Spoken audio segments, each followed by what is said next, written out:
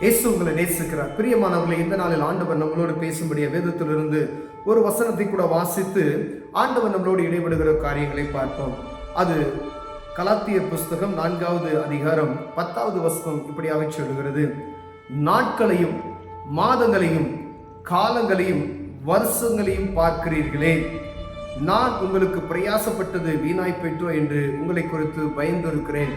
பிரியமானவர்களே, அப்போஸ்தலனாகிய பவுல் கலாத்தியருக்கு எழுதும் பொழுது அவர்களை பார்த்து இப்படி சொல்லுகிறார்: நாட்களையும் மாதங்களையும் காலங்களையும் வருஷங்களையும் பார்க்க, நாள் பார்க்குறீங்க, தேதி பார்க்குறீங்க, நல்லது கெட்டது நேரம் பார்க்குறீங்க, இப்படிப்பட்டதான காரியங்களை செய்கிறீர்களே அப்படின்னு சொல்லி உங்களை குறித்தது எனக்கு ஒரு பயமாக இருக்கிறதே. வானத்தையும் பூமியும் உண்டாக்கின தெய்வத்தை நீங்கள் அறிந்து கொண்டீர்கள். அவர் சகலத்தையும் உண்டாக்கினார். அதன் காலத்தில் அதன் நேரத்தில் ஒவ்வொன்றையும் நேர்த்தியாய் படைத்திருக்கிறார்.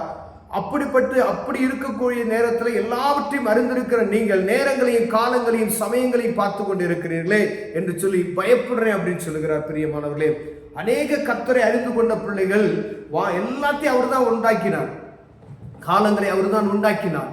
அப்படி இருக்கும் பொழுது நம்மளே நல்ல நேரம் கெட்ட நேரம் என்று பார்க்கிறோம். பாருங்களேன், ஓய்வு நாளை பரிசுத்தமாய் ஆசாரிப்பையாக என்று சொல்லி இருக்கிறாரு.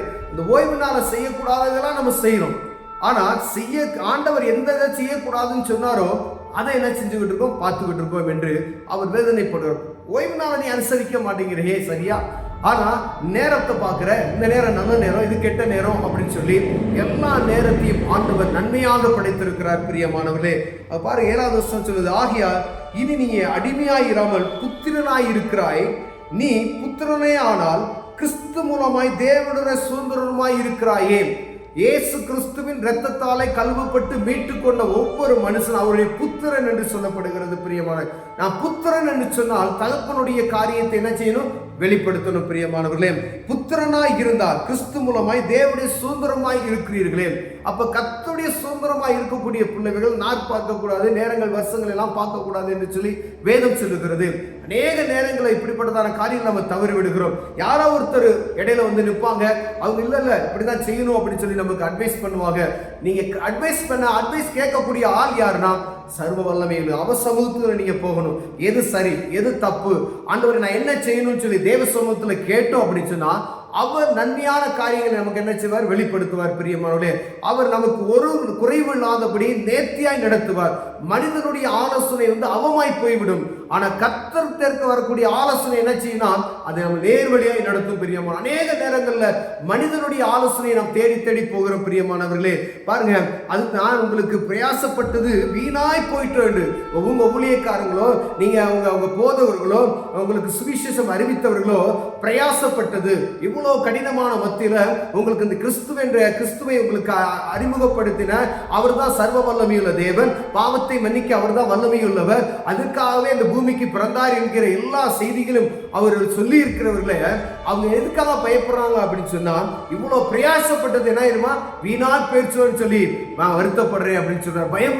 பயப்படுகிறேன் அப்படின்னு சொல்கிறார். எதுக்கு பயப்படுகிறார்னா, நீங்க கெட்டு போகக்கூடாது அப்படின்றதுக்காண்டி.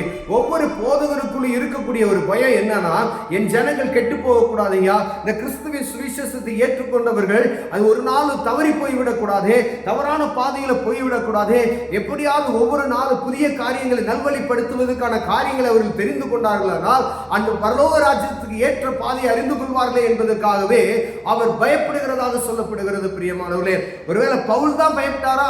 இங்க இருக்கக்கூடிய ஒவ்வொரு போதவருக்கும் அதுதான். ஒரு சபையில நீங்க அங்கத்தினார இருக்கீங்கன்னா அந்த போதவருக்குள்ள காணப்படுகிற காரியம் என்னவா இருக்கும், இந்த ஆத்மா சரியான முறையில் நடந்து வந்துருமா, இந்த ஆட்டுக்குட்டி சரியா இவ்வளவு தூரம் நடந்து வந்துருமா அப்படின்னு சொல்லி தான் பயப்படுவாரு.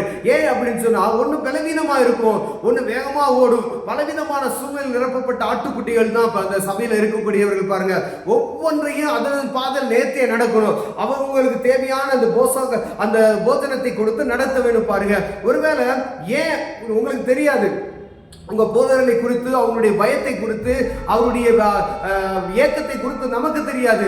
ஆனா அவங்க கணக்கு கொடுக்கணும். யார்கிட்ட கணக்கு கொடுக்கணும்னா, ஆண்டவருக்கு கணக்கு கொடுக்கணும். இத்தனை ஆட்டுக்குட்டிகளை உன்னை மேய்க்குவதற்காக நான் கொடுத்தேனே, அந்த ஆட்டுக்குட்டிகளை நீ எப்படி மேய்த்தாய் என்று அவர் கேட்பார். பிரியமானவர்களே, ஒருவேளை உங்களை சரியான பாதையில நடத்தி கொண்டு வருவாங்க உங்க போதகர்கள், உங்களை சரியான பாதையில் நடத்தி கொண்டு வராங்க ஊழியர்கள். ஆனா அவங்க சத்தத்துக்கு நீங்க செவி கொடுத்து சரியான பாதையில போனீங்க அப்படின்னு சொன்னால் எல்லாவற்றையும் நேர்த்தி ஆண்டவர் நடத்துவார். சொல்லுகிறார் பிரியமானவர்களே, ஏதோ ஒரு வழியில ஒரு பச்சையா தெரியுதுன்னு சொல்லி லேசா விலகினீங்கன்னா அங்கதான் ஒரு ஆபத்து இருக்கும். இப்படிதான் சொல்லுவாங்க, இது ஒரு நல்ல நேரம் அப்படின்னு சொல்லுவாங்க, இந்த இடத்துல நீ இது வாங்கினா நீ பயங்கரமான காரியத்தை செய்து விடுவாய் அப்படின்னு சொல்லுவாங்க.